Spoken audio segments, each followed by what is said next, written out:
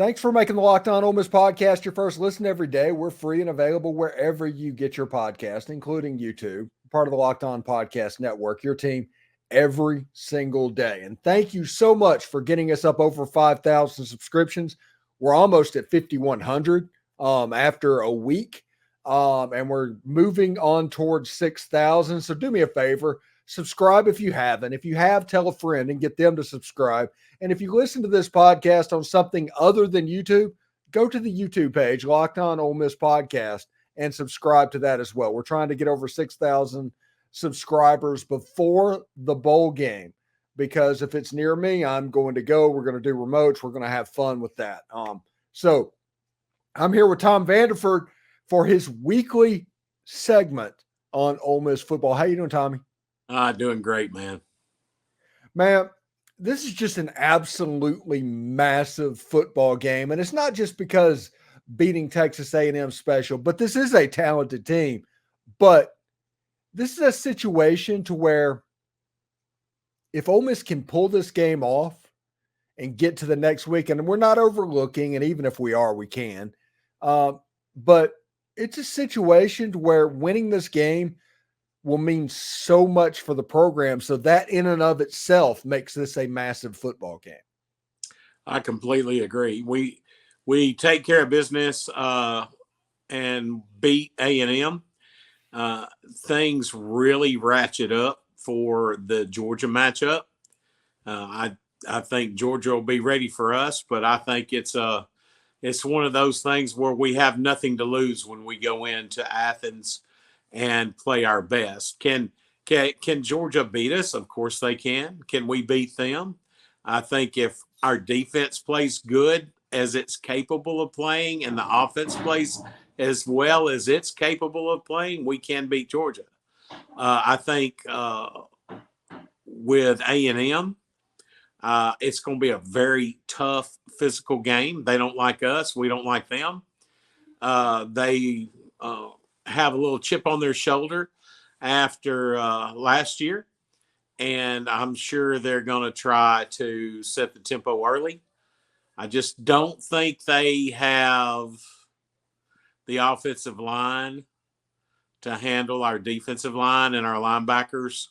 Of course, now our offensive line, they've got probably one of the best defensive lines in the country. So, it's going to be tall order for us too. So, but I think I put the edge at defensive coordinator. I put it to Golding, even though Durkin's a good coordinator. And for offense, I give Lane Kiffin and Weiss. I think they beat the combination of Jimbo and Petrino. So hopefully coaching will help us. The early kickoff, I don't like it too much, but it is what it is.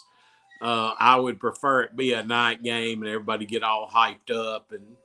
But we really have something before us, like you said, that it's just building. Like you said in a previous podcast with me, it's like if we win against A&M and we go to Georgia, it's the equivalent of Vaught's Maryland game. Mm-hmm. It is a big deal. Yeah, and like I said, we don't want to get ahead of ourselves too much on that one, but my goodness, this game, like I said, this game is absolutely massive because of what next game could be. Because next week, if Ole Miss beats Texas A&M and Georgia beats Missouri, because Georgia has to take care of business as well, you're looking at potentially the biggest football game in the history of the University of Mississippi. I agree. And this is it's a pretty big deal. But Ole Miss needs to get through Texas A&M. What do you think the keys to the game? How do you think Lane Kiffin and Charlie Weiss will try to neutralize that defensive line somewhat? Well, I think that they're going to pull some little trickeration out of the hat. We use a lot of eye candy, and I really do believe that we will use our tight end more than we have. Priest-Corn, I look for him to have a good game. I look for Trey Harris to have a good game. I look for our running backs to have a good game.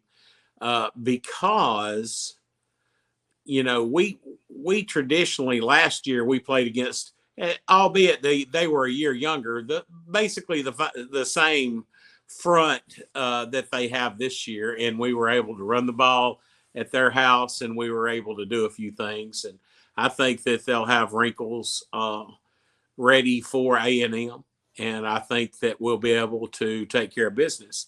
As far as defensively, I think Petrino is the same Petrino he was 20 years ago. You know what he's going to want to do. And, we're going to have to step up and stop the run and get some pressure on their quarterback. I think their quarterback is he's a good quarterback, but he's not super fast. I do believe that we'll have, and this is a Tom Vanderford prediction right now. I do believe we'll have 7 sacks in the game. 7 sacks. 7. Okay.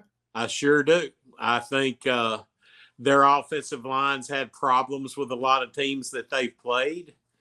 They had problems even with Auburn.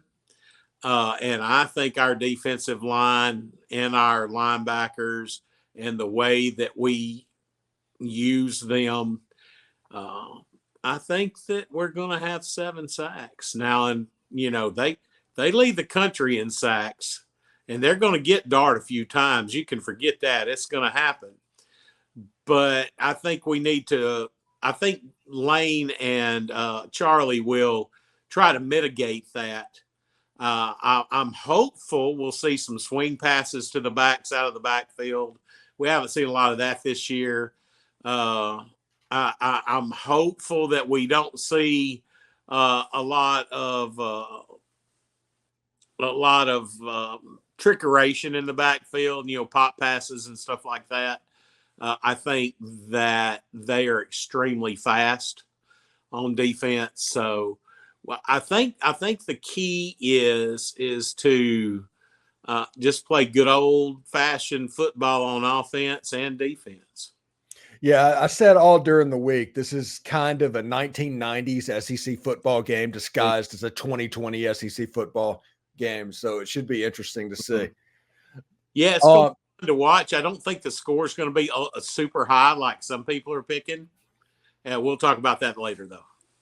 We record this on Thursday afternoon, so the uniform reveal is actually tonight. Right. But we haven't seen it. But the extreme rumor is at the moment we're dealing with the Realtree game. And the question is, what do you think of the Realtree look, the Realtree helmets, and all of that stuff? Oh, I love it. I love it. I love the Jordans, man. They're wonderful ambassadors for Ole Miss. They're huge NIL people. So, but no, I love them. I think they're awesome. How they used our powder blue scheme to make those Realtree helmets. I think they're wonderful. And I think the players really like them. And, years ago, a lot of folks my age and older, they wanted the traditional. I want the gray pants with the 2 stripes, and I want the red shirt or the blue shirt and blah, blah. It doesn't matter what I want. It matters what the players want and what the recruits want. And I think that they're off the hook.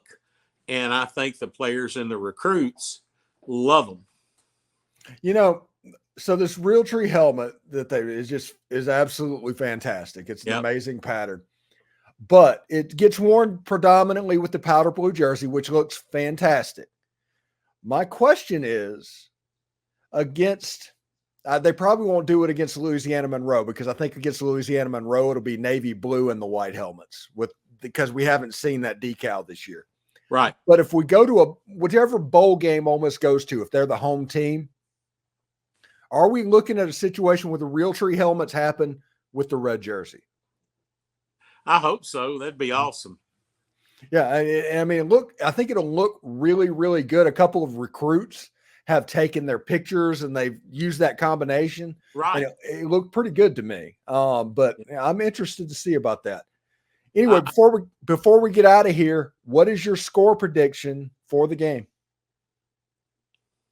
Well, I'm gonna, I'm Ole Miss Homer on Twitter, so here it goes. 24-10 Ole Miss. Okay, 2 touchdowns. Yep. So you just think Pete Golden's going to shut this down? Yeah, I do. Okay. My prediction that I went with was 27-21. I'll take that too. I'll take 27-26 Ole Miss. Yeah, and just so everybody knows, if you're tuning in for the post game show after the game, and Ole Miss have won the game 28-27, you're not going to hear me talk about negative stuff. 1 point, I'm happy. All I care about is Ole Miss winning the football game. Yeah, let's go 1-0. Yeah, 1-0. Anyway, thanks again for making the Locked On Ole Miss podcast your first listen every day. We're free and available wherever you get your podcast, including YouTube. We're part of the Locked On Podcast Network, your team every day. Tom Vanderford joining the show like he always does every Friday evening. Tomorrow morning, it gets real. Yes, sir. It sure does. Hotty toddy. Hotty toddy. Pre-game show at 8 o'clock in the morning. Yes, sir.